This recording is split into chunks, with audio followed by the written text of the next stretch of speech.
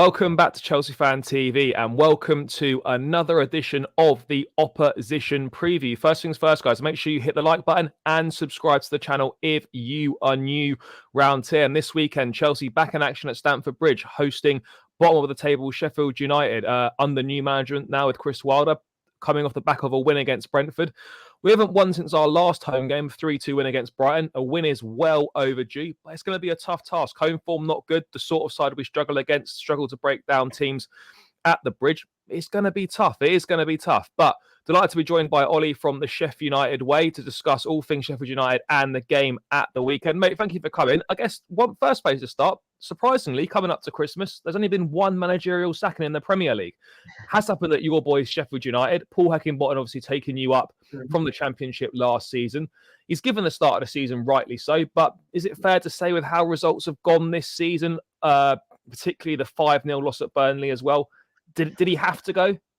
He did, yeah. It was the right decision for everybody at the club. I think probably you would say with hindsight, it might have been the best decision for Paul Heckingbottom as well. He wasn't getting any happier. He wasn't getting any sort of better in himself continuing to work at United. I think, to be honest, we'd started all right. We had a really difficult start because of the transfer window where we'd really been left playing catch up. We didn't have a proper team. We'd lost our star man, Iliman and Dye from last season. So there was a lot of sympathy and a lot of patience for Paul Heckingbottom until Newcastle happened. So you're then playing at home, you get done 8-0, and that burns all of your patience. No, from that point onwards, it was almost as if the goodwill had gone. And so then we're just trying to see something from the team. We weren't getting performances. Most United fans would say that we didn't see a plan. We didn't see a plan from the team. There wasn't structured defending. There wasn't organised attacking. There wasn't any kind of interplay where you go, oh, they've done that in training. It just became individuals lumping the ball to small people stood up front, which ultimately is never going to work. So it was the right time. He had to go. And after Burnley, if he hadn't gone, it would have been toxic. So it was the right decision, and I think made probably at the right time. And do you think the right decision as well to bring Chris Wilder back? Obviously, been at the club before, had a very successful spell in the Premier League last time round. I mean, you were sort of flirting with Champions League qualification before eventually finishing, what was it, 8th or 9th, I think. So very good season. Was he your first choice to come back? Was it the fans' choice to come back? I mean, how's that appointment gone down? Would you say it's a safe appointment? I'd say it's an interesting appointment, to be honest. It was one of them where I think if you'd asked me 2 weeks ago when it first happened, when it was still new, I would have said it probably wasn't my first choice. I think fans were split. I think there's 50% who probably say when it was bad under Chris Wilder, we never went. It was COVID. We were sat down, locked at home. And so there was no breaking of the relationship. There was no natural decline that leads you to a natural break point where you go, you know what, probably for the best. We never got that. So there were fans that still felt as though it was unfinished business for Chris Wilder at Sheffield United. And they were very vocal in wanting him back. And they were desperate. And so I'd say probably for 50, 60% of the fan base, he was the first choice, the natural person to come in. For me, I thought it was a step back. I thought we'd got to a point where the style that Wilder had brought in, I would say that he started an era in 2015 when he joined. We really did feel as though we had an era that runs through Paul Heckingbottom as well. He played a similar style of football, tried to keep the identity of the overlapping centre-backs. And so it felt as though that era had come to a natural end. So I wanted someone new and fresh. I was looking at the Championship thinking Carlos Corberán would be great. You know, he'd bring something new. But Wilder's come in and the impact he's had in 2 games, it was undoubtedly the right decision. I'm fully on board. I was wrong. And this was the right move for the club because he's just brought a passion. He's brought an impetus back into the club. And we really needed that. And so I'm excited to see him hopefully finish his story with United in a much more positive way than when he left last time. Yeah, I think there's certainly, you've given yourself enough time as well, because I think a lot of teams as well, they like sort of push the panic button towards the end of the season, hoping they can stay up. Whereas I think for if you're going to do it, you probably want to do it around now to give yourself the best chance of allowing that new manager to implement his ideas and give yourself the best chance of getting out of trouble. I mean, obviously you expect it to be kind of near the bottom. I think that's fair, probably fair to say. But having said that, you're not a million miles adrift. I know, it's not a lot of points. What, it's maybe 4 or 5 points between 17th and the bottom. It's not a lot. No. But in terms of your players, I'll be honest, I haven't watched a lot of Sheffield United, but I think two big summer signings. Hamer from Coventry had a fantastic season last season in the Championship, scored in the playoff final. And obviously Cameron Archer as well, the centre forward from Aston Villa. I know you've still got James McAtee on loan from City. I think he's a good player as well.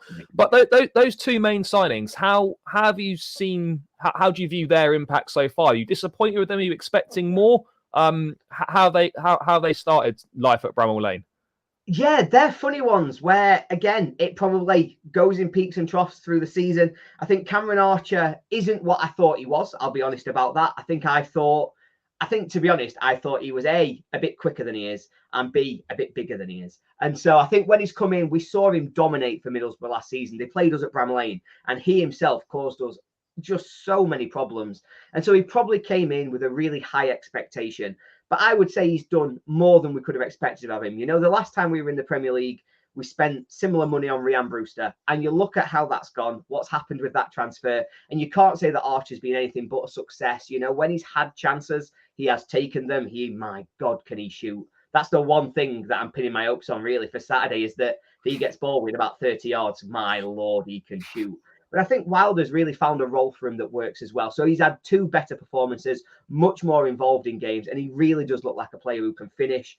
Gus Harmer has scored two really good goals, like just absolute beauties, but he's not been as involved. But that's because our midfield's been bypassed so easily. We've been really passive. We've played defence and attack, basically, with your midfielders running like headless chickens, but not getting in the game. So he's probably disappointed a little bit, but hopefully we're going to see more out of him now. Feels like he's in more of a natural position, the way that he's been playing these last two games. So I think we will see him kick on and get better from what we've seen so far. Yeah, no, absolutely. Obviously, you know, home form is key to staying up. You picked up your second win of the season last time out against Brentford. Both wins have been at Bramall Lane. We saw Forest last season pretty much stay up on their home form alone. Probably that's not going to be enough this season, you would probably have to say. So Sheffield United are probably going to have to pick some points up on the road. I mean, what do you think you have to do differently to kind of pick points up away from? Obviously, newly promoted sides, always home form is key, but away form is going to be crucial as well. What do you think you need to do differently to start picking points up on the road? I think it's about that extra little bit of organization, I want to say, almost. Because so a few of our away games, you take Arsenal, for example, we just got pulled apart. We gave away a really easy goal in the first sort of 20 minutes. And game's done because we never had anything to get back into that. So we need to be a bit more compact. We need to make sure teams can't play through as easily. The point that we have got away from home was Brighton. And to be honest, we were fortunate. We could have been 3 down in 10 minutes. We were so open. They came through us at ease. And then they got a silly red card, which allowed us back in the game. So I want to see us be a lot more organised in terms of our defensive structure. We want to stop teams getting through us quite so easily. And I want to see us carry something of a threat. I feel like I repeat myself a lot whenever I have to talk about this season because it's the same things that we saw time and again. Chris Wilder's not had an away game yet. So I can't judge it on what we're like since this sort of revitalisation. But before that, we were passive. So what we'd do is effectively we'd say, there you go, you have the ball and see if you can get through us. And for an hour, we would just play that game. You have the ball, see what you can do. And we'd be 3 down. At which point you'd go, well, what point of just letting them have ball? We can have a go for the last 30 minutes. It doesn't matter now. So I want to see us organised defending, not just backs to the wall doing what we can. I want to see organised, structured defending with a threat going forwards where we've got a plan for how we're going to do that. I think what we'll likely see is McBurney being asked to hold the ball up. I think we'll ask him to be a physical presence. And then we'll try to get Archer and Harmer running up off him. I think we'll see McAtee. He'll try to get up, but he'll be a little bit further back. He's not as quick as the others on the break. So he'll likely try and do, if we have slow build up, if we manage to get possession, he'll be key. But in terms of quick transitions, I don't think we'll see McAtee as the runner. I think it'll be Harmer and Archer trying to get onto McBurney's holding of the ball. And I think that's the tactic that should be successful. We've just not seen it anywhere near enough so far, but partly because McBurney keeps getting sent off, but also partly because we've just set up wrong. Yeah, no, for sure. I mean, in terms of the game on Saturday, obviously it's Chris Wilder's first away game. You don't know what changes he's going to make compared to what the away form was like under Heckingbottom. But from how Sheffield United have played this season, from what you've seen in Wilder's first 2 games, Liverpool and Brentford, how do you expect Sheffield United to set up on Saturday? And what would you say, what as from a Chelsea perspective, what sort of playing style should we expect? How are Sheffield United likely to approach this game? Yeah, so one thing that Wilder has done has been a really quick transition to a back four. We've played five at the back, obviously, for a number of years, but he has come in and immediately recognised that's not been working. So we've moved to a four at the back, which is a real big change for United. But what it has done is it's meant that we aren't sort of giving responsibility to others. The two centre-backs know their responsibilities, so they'll be organised and they will pull that into a much tighter defensive unit. We'll have two deeper midfielders in front of them. Vinny Souza has had a really crucial role since Chris Wilder's come in. He's been the defensive midfielder who is asked to just break up play, break up attacks, get himself involved physically with the players that are trying to come onto him. So we'll see a narrow defensive structure with the midfielders sitting deep and the two centre-backs really compacting that defence. We'll try to push you out wide so that when you're creating chances, we'll say that we'll deal with them in the box. We'll expect ourselves to be able to handle an aerial threat. I think we're going to back ourselves in that front. I think on the ball, I do expect to see us try to play quite quick. I think we'll go long to McBurney and we will ask his physical presence to do a lot of the work. I think if we are able to get some kind of organised possession, what we've seen a lot of is Cameron Archer being asked to run the ball from deep. He's been playing a little bit further out on the left. He's not quite in a front two. He's more the left side of a three behind the one. And so I think we'll see him really trying to press high, try to win the ball early and use his pace to drive us forward. He did that really successfully against Liverpool. He nearly created two fantastic chances by catching Joe Gomez on the fly when he wasn't quite there, took a bad touch. Archer was in and really pressed that mistake out of him. So I think we're going to see our chances coming from either transition very quickly from Cameron Archer winning it high or playing off a long ball towards McBurney and asking him to hold it up and bring the runners into play. Yeah, I think, for sure. I mean, look, I think from Chelsea perspective, we are conceding a lot of goals. You know, we've shipped 4 against Man City, 4 against Newcastle, and then 2 in each of our last 3 games against Man United, Brighton, and Everton. So there will be opportunities to score. And we have particularly struggled with defending set pieces, defending balls into the box, people not picking their markers up. You know, in our last few games, we've let in sort of 3 goals where it's just been a free header in the box, which shouldn't be happening with the quality with the individual quality we have. But as a unit, it just doesn't seem to be working right now. So I think if you can get balls into the box, if you can get good crosses in, then you will cause us issues. But I mean, I think, would it be a disservice to say that Sheffield United are just like a team that puts the ball into the box and, you know, gets and looks to take advantage of set pieces? Can you get it down on the deck and play a bit if required? Yes. So we haven't scored off set piece yet this season. Oh, fair enough. Oh, well, we're normally quite generous when it comes to that sort of thing. So you probably get your first against us. That'd be nice, because it'd be nice to see us get started. Yeah, we've just not been able to be effective at all. Last season, the Championship, we actually were really effective. And actually, we've got, I think it's the 2 highest scorers from set piece situations last season now play for United in Arnel Ahmedhodzic and Austin Trusty. So you would think that we would be able to cause a threat from a set piece, but we've just not seen it so far this season. It was indicative, though, of Wilder's first time at United, where they really had organised set pieces. Him and Alan Nill were clearly routines, clearly working through them in training, and we were punishing teams that way. So I do expect to see us get better, and I wouldn't be shocked if that is our main sort of force of attack on Saturday, especially in a game like this where we are so clearly the underdogs away from home. But we can play it on the deck and we can play some really nice football. You know, we've got ball players in there. I think James McAtee, you've referenced him yourself on loan from City. He's a fantastic ball player, scored an absolute worldie last Saturday to win the game against Brentford. But he can play, he can beat a man, he can really get forward, play incisive passes between the defenders, which will be great if we can get the ball down. Harmer, again, another one who's great on the ball. You'll see him play big switches to either wing to try and get players up, try to get them high, and really try and take it forward. I'm going to have to cough, I'm sorry. All good. Yeah, I think that's definitely something that, you know, we're going to need to be wary of. I think, you know, from a Chelsea perspective, like this is a massive game for us. We simply have to win this game, given how we've started the season, given where we're sitting.